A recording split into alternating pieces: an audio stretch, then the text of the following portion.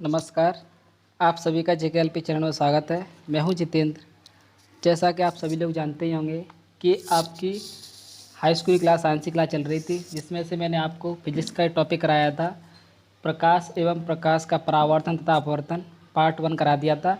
अब आपका पार्ट 2 है। इस पार्ट 2 में आपको मैं दर्पण के बारे में बताऊँगा। इंग्लिश में बोलते हैं मिरर, यानी मिरर किसे कहते हैं या मिरर कितने प्रकार के होते हैं, और आपके हाई स्कूल में मिरर कितने टाइप से क्वेश्चन आपके एग्जाम में आ सकता है, वो सारे क्वेश्चंस मैं आपको कराऊंगा। ठीक है, तो सबसे पहले आपको पार्ट 1 देखना ज़रूरी है। इसके बाद आपको दर्पण सेकंड पार्ट आपकी समझ में आएगा, तो उसकी लिंक जो है मैंने डिस्क्रिप्शन में दे दी है ना, उसको आप वहाँ से देख सकते हैं।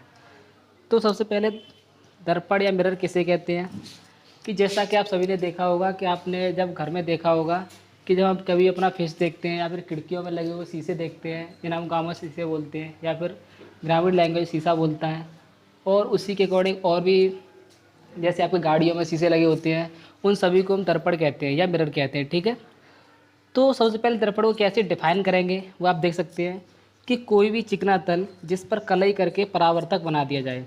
यानी कि आपने देखा होगा शीशे में हम जब देखते हैं तो हमारा फेस दिखाई देने लगता है एक साइड से। वो क्यों दिखाई देता है? अगर एक आपने एक चीज़ देखी होगी, शीशे के पीछे वाली साइड होती है वो साड़ी को एक लेप कर दी जाती है, कलई से लेप कर दिया जाता है। ठीक है, जिस वजह से क्या होता है कि इसका जो आगे वाला जो पार्ट होता है जहाँ से हमें दिखाई देता है, वो वाला पार्ट आपका परावर्तक बन जाता है, परावर्तन तल बन जाता है। ठीक है, और पीछे वाले भाग को हम कह सकते हैं कलई किया गया भाग। तो इसी तरीके से इसकी डेफिनेशन क्या होगी, कोई चिकना तल जिस पर कलई करके, इसी तरीके से आपकी दर्पण की डेफिनेशन क्या बनेगी, कोई चिकना तल जिस पर कलई करके परावर्तक बना दिया गया हो, दर्पण कहलाता है। आप एक डायग्राम में देख सकते हैं, इस डायग्राम में जो शेडेड लाइन दिखाई गई है वो आपका कलई किया हुआ भाग है, और एक साइड पर लिखा है परावर्तक भाग। इस साइड से हम देख सकते हैं, इससे हमारा फेस इसमें दिखाई देता है। ठीक है,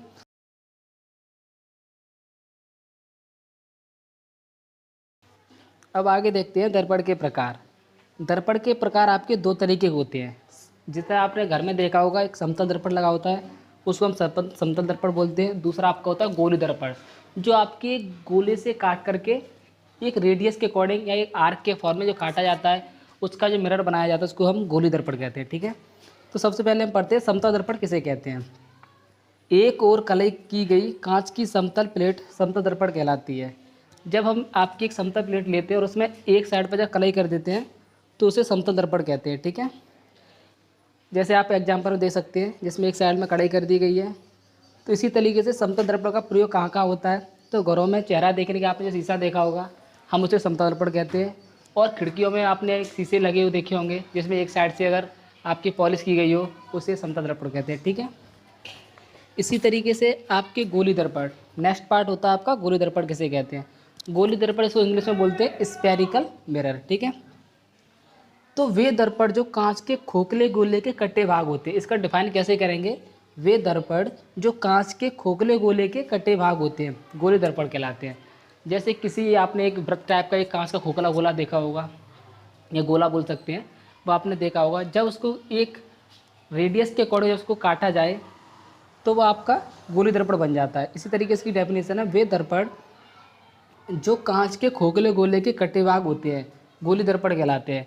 गोली दर्पण बनाने के लिए कांच के खोखले पतले गोले के एक भाग को काटकर उसके ऊपर लाल ऑक्साइड का लेप कर दिया जाता है। यानी आपका गोली दर्पण बनाने के लिए जो आपका एक दर्पण, जैसे हमने कोई गोली दर्पण पृष्ठ काट लिया हो, काटने के बाद हम एक साइड में उसके क्या करते हैं, एक लेप लगा देते हैं, या मैंने बोला था वो कलई लगा देते हैं। वो कली आपकी किसकी होती है, लाल ऑक्साइड का लेप लगा देते हैं। ठीक है, वो आपकी किसकी होती है, लाल ऑक्साइड की, जिसको हम कलई बोलते हैं। ये तो आपकी होगी डेफिनेशन हो गई गोली दर्पण। और एक बार इस एग्जांपल के थ्रू समझ सकते हैं गोली दर्पण किस टाइप का होता है। एक बार आप अगर आप प्रैक्टिकल लाइफ में अगर देखोगे तो आप आसानी से समझ सकते हो। ठीक है, अब आगे पढ़ते हैं गोली दर्पण के प्रकार। आपके यहाँ से आपका जो मेन टॉपिक स्टार्ट होता है, गोली दर्पण जो आपके हाई स्कूल से लिया गया है वो आपका यहीं से स्टार्ट होता है। गोली दर्पण के प्रकार, सबसे पहला होता है अवतल दर्पण, जिसको इंग्लिश में बोलते हैं कॉनकेव मिरर। नेक्स्ट होता है आपका उत्तल दर्पण, जिसको इंग्लिश में बोलते हैं कॉन्वैक्स मिरर। ठीक है, अब अवतल दर्पण किसे कहते हैं या आपका उत्तल दर्पण किसे कहते हैं। सबसे पहले मैं आपको बताऊंगा कि आपके अगर हाथ में एक दर्पण पकड़ा दिया जाए तो आप कैसे क्लासीफाई कर सकते हैं कि ये आपका अवतल दर्पण है और ये आपका उत्तल दर्पण है। तो सबसे पहले हम बात करते हैं अवतल दर्पण की। तो अवतल दर्पण आपका कैसा होता है कि जो किनारे होते हैं, किनारों पर मोटा होता है और बीच में आपका पतला होता है। इस तरीके से आप पहचान सकते हैं ये आपका अवतल दर्पण है। तो अवतल दर्पण के इनके ऊपरी तल पर कलई होती है। कहाँ पर होती है? जिसका ये ऊपरी वाला भाग होता है उस वाले भाग पर इसमें कलई होती है। जैसे आप एग्जाम्पल में देख सकते हैं, इसमें मैंने एक साइड पे शेडेड लाइन की गई है और इसमें गड्ढा टाइप है ना, उस टाइप का उसका परावर्तन तल बना दिया गया है। इसको हम अवतल दर्पण कहते हैं। अब अवतल दर्पण का कहाँ कहाँ उपयोग होता है वो देखते हैं। टॉर्च में, आपने टॉर्च का शीशा देखा होगा, उसमें हम अवतल दर्पण का यूज करते हैं। यानी कि आप एक चीज़ ध्यान रख सकते हैं, अवतल दर्पण का प्रयोग वहाँ किया जाता है जब हमें प्रकाश को फैलाव करना हो, यानी हमें प्रकाश को क्या करना हो, फैलाना हो या दूर तक पहुँचाना हो, वहाँ पर अवतल दर्पण का प्रयोग करते हैं। जैसे आपकी टॉर्च देखा होगा, टॉर्च के आगे अवतल दर्पण का एक शीशा लगा होता है या मिरर लगा होता है, जिसकी वजह से टॉर्च की लाइट का जो फॉक्स होता है वो बहुत दूर तक फैल जाता है। ठीक है। सर्च लाइट, यानी कि जब हमें कोई चीज़ सर्च करनी हो या दूर तक लाइट पहुंचानी हो तो उसको हम बोलते हैं सर्च लाइट। ठीक है। इसमें भी आगे अवतल दर्पण का प्रयोग किया जाता है। नेक्स्ट होता है गाड़ियों की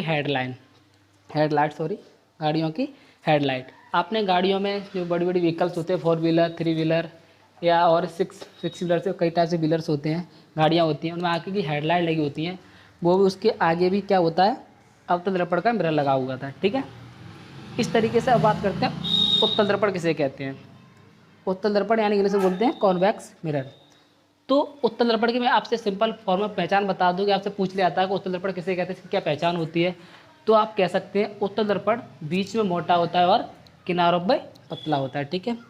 इनके दबे तल पर कलई होती है। जैसा आप डायग्राम में देख सकते हैं, जो वाला भाग इसका दबा हुआ है उस साइड पर कलई की जाती है और नेक्स्ट जो उठा हुआ उभरा हुआ भाग होता है वो वाला भाग परावर्तक तल होता है। इसकी वजह से क्या होता है कि जब हम किसी के आगे जब हम उत्तल लेंस का प्रयोग कर देते हैं तो यह फोकस केवल एक सर्टेन पॉइंट पर यानी एक फिक्स पॉइंट पर ही दिखाता है। इसको हम बोलते हैं उत्तल दर्पण। इसका उपयोग कहाँ कहाँ किया जाता है?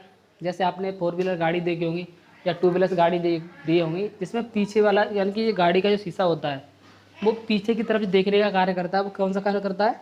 उत्तल दर्पण। यानी कि पीछे का दृश्य देखने में हम उत्तल दर्पण का प्रयोग करते हैं। ठीक है।